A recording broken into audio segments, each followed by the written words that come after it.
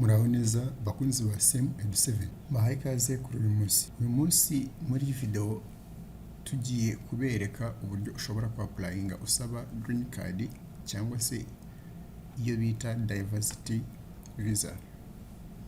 Diversity visa cyangwa se green card ni icyangombwa gitangwa na leta zunze ubumwe za Amerika ku banyamahanga, kibaha uburenganzira bwo gutura muri Amerika no kuba bakora akazi muri Amerika. Iyi visa rero cyangwa iyi green card itangwa ku bantu 55,000 buri mwaka. N'uyu munsi rero ubu tuvugana ino application ikaba ifunguye, ukaba ushobora kuapplyinga nawe green visa cyangwa se diversity visa program 2024. Iyi program yitwa 2024 kubera ko abari kuapplyinga muri iki gihe bazajya muri Amerika ni baba babaye selected muri 2024. Murabibona hano ku rubuga yuko iyi application cyangwa program y'uno mwaka yafunguye tariki 5 z'ukwa 10 2022 ikazafunga tariki 8 z'ukwa 11 2022.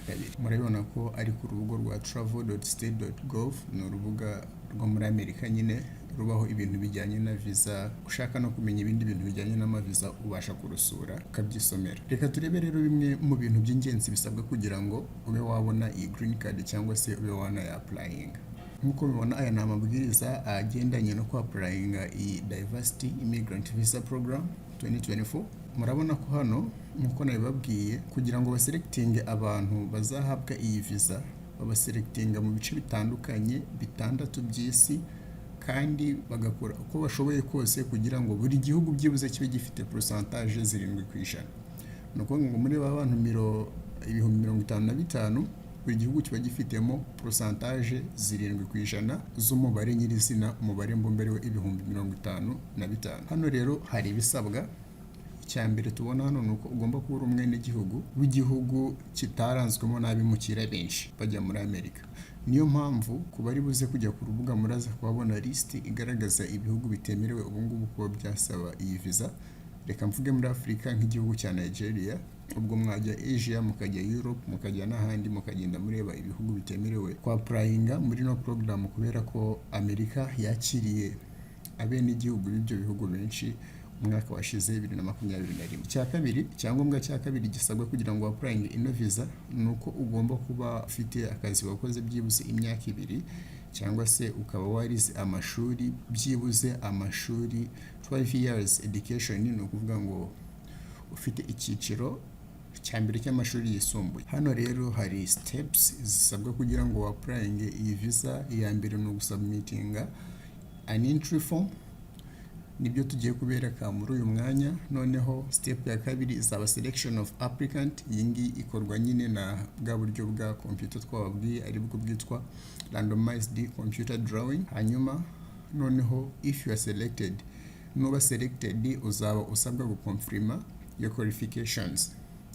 Mu kubikonfirma ugomba gusubmitinga your immigrant visa and alien registration form. Hanyuma step ya gatandatu nivuga ko uzasubmitinga other supporting document, igihe bagusaba wenda passport, bakagusaba CV n'ibindi bitandukanye kugira ngo wenda ube wakonfirma hantu wakoze mu myaka 2.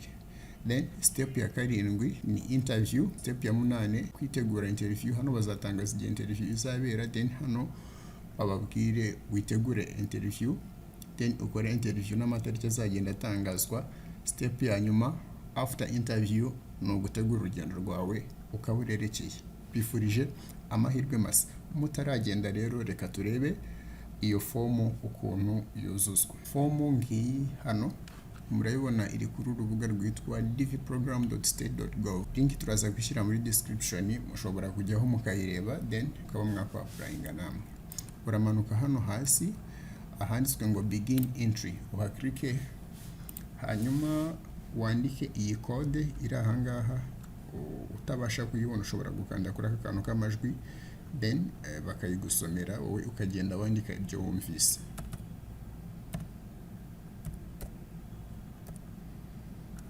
Okay. Nyuma yo kwandika code urakomeza. Murabona ni form dutangiye kuzuza.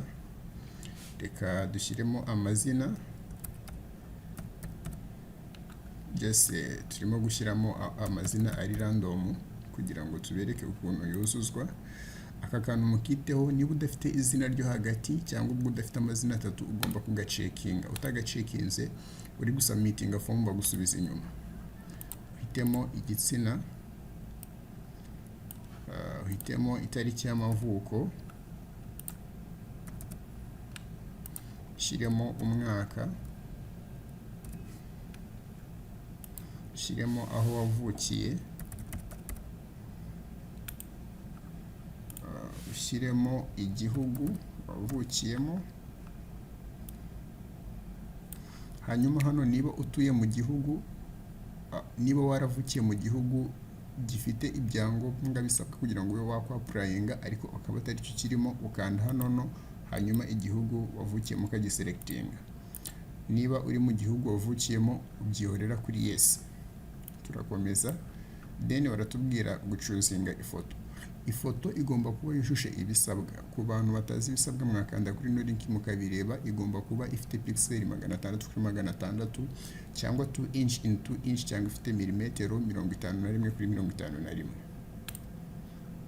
Reka turebe ifoto nanone iri random dushyiramo kugira ngo tubereke uburyo ino form yuzuzwa.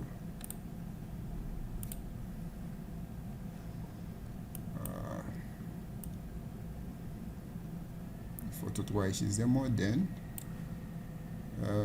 address in care of washyiraho umuntu ukureberera. Noneho address turashyiramo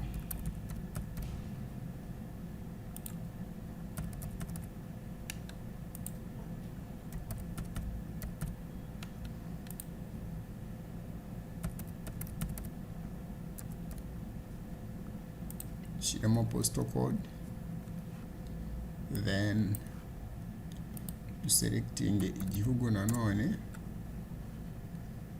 Niba ahantu nta post code hagira ucekinga aka box, ushyiremo igihugu urimo ubu, ushyireho nimero ya telefone yangira hari, then ushyiremo email,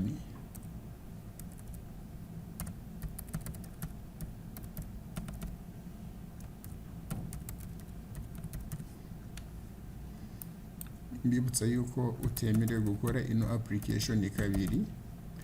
Iyo uyikoze kabiri uhita uba rejected hatabanje kubaho ya randomized computing. Then ushyireho amashuri wize, wenda ni high school, ushyireho martial status, niba uri ingaragu, niba warashatse, niba ari uwo mwashakanye usabwa kumushyiraho, niba ufite abana usabwa gushyiraho umubare wabo, niba ari ntabo ushyiraho 0. Then tuze dukande continue.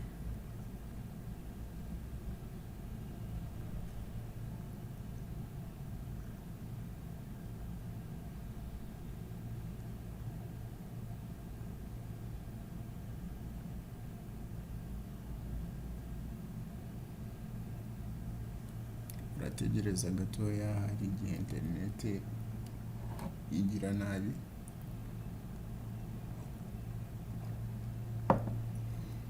Then form yaje, urareba ukareba ko ibintu byawe byose ari byo byujujemo neza, then warangiza ugakanda submit. Nyuma yo gukanda submit,